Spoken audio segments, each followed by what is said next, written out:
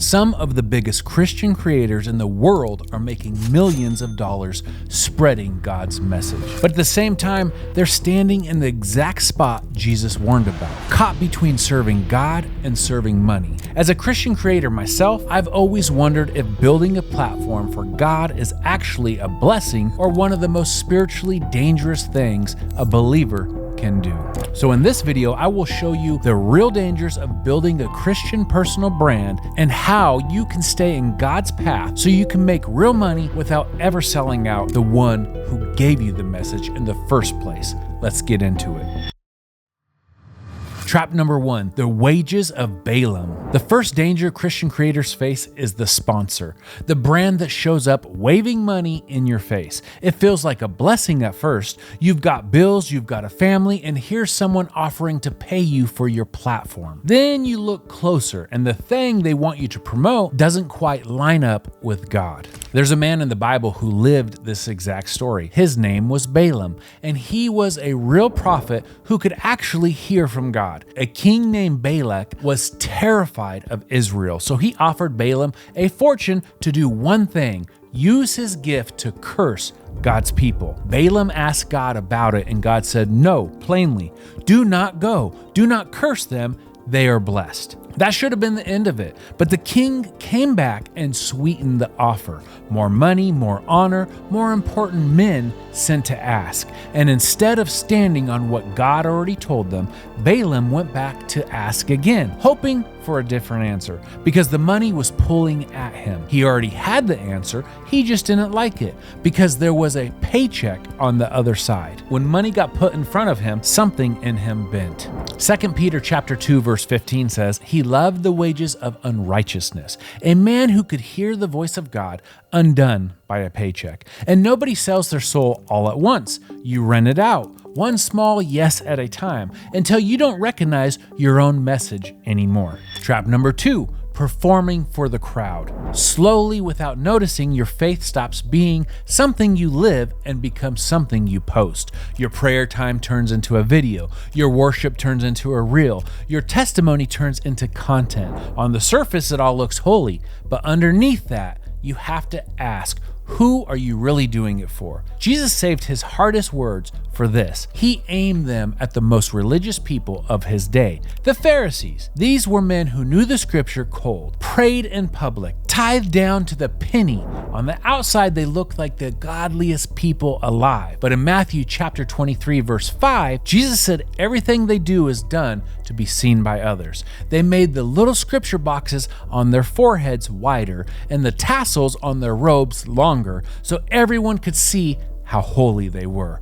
Think about that. They turned their own faith into a costume, the same as some people do with content, turning into a performance for an audience. And the word Jesus used for them was hypocrite, which back then literally means an actor, someone playing a part on a stage. That's a warning for us. You can put a whole show of faith online, hit every note, look completely sold out for God, and be performing the entire time. You can preach 100 sermons online and still be performing for people instead of pouring out for God. The audience can't tell the difference, but God can. The third trap is loving the praise of men. It shows up as the numbers, the likes, the views, the little hit you feel when a post takes off.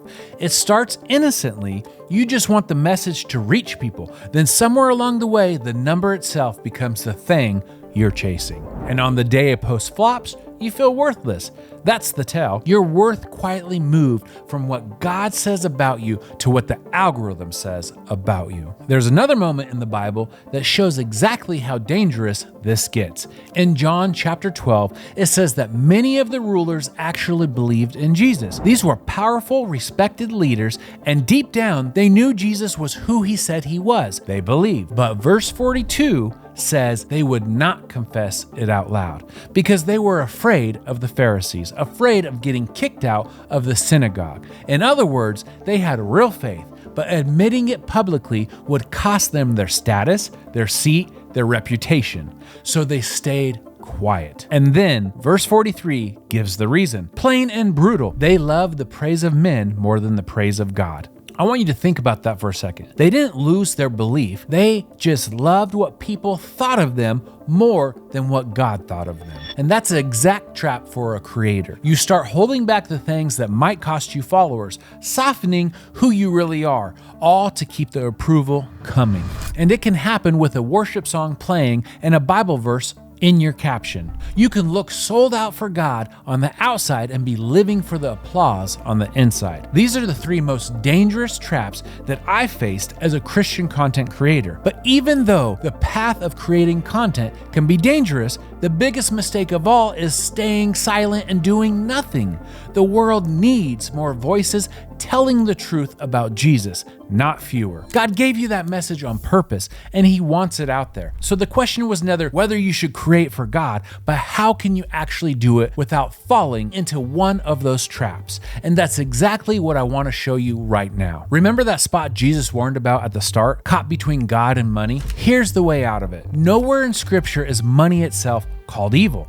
Jesus said it plainly in Matthew chapter 6, verse 24.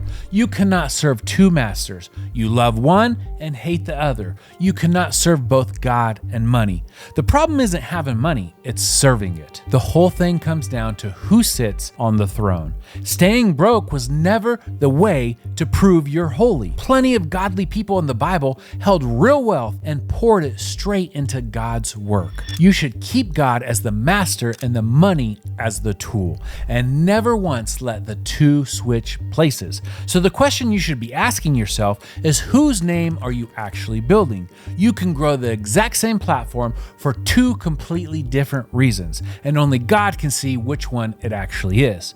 One person builds a name for themselves and uses God to do it. Another builds God's kingdom and lets Him handle the raising up. The truth is, you don't need a single sponsor to make real money doing this. The platforms pay you directly if you reach enough people. And I'm not saying don't take sponsorship. I'm saying be careful of what you take.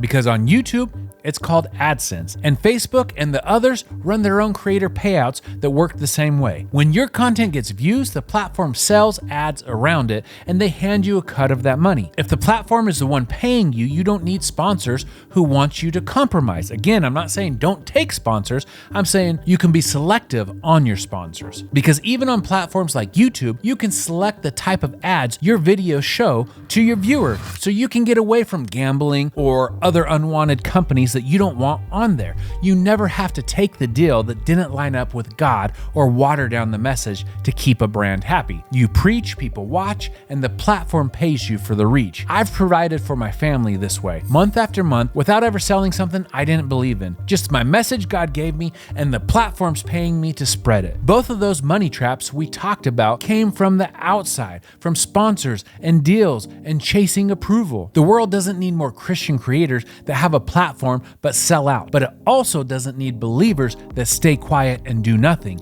It needs people who will build something real, reach millions, and never once bend the message to do it. And I can tell you it's possible because I've lived it. I've built a following of over 1.1 million people and reached over 500 million views. We're on track for 1 billion views this year, all while preaching Jesus, and the platforms have paid me to do it, enough to provide for my family every single month. Not once did I have to sell out the message to get there, but I'll be honest with you, I learned a lot of it the hard way. I made mistakes, I hit the traps, I figured out what works and what wrecks you through trial and error over the last 2 years. That's exactly why I built Content Cash Flow. It's where I teach believers how to grow their content, reach people, and get paid by the platforms directly, so you build real income while preaching the gospel. God gave you a message, and He was never afraid of you being seen. He just wants to make sure that when the platform comes, He's still the one on the throne.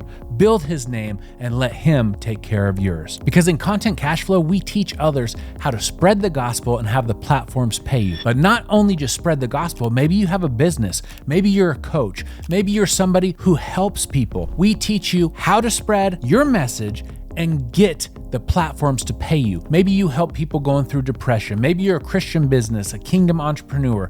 We help those too. We help you get millions of views month after month. So not only are you spreading the message that God gave you, you're getting paid for it as well from the AdSense, but you're also getting millions of people to see the link in your bio and leading them there. And with that, I just want to say, I'm proud of you for even being here. I'll see you in the next one. God bless you.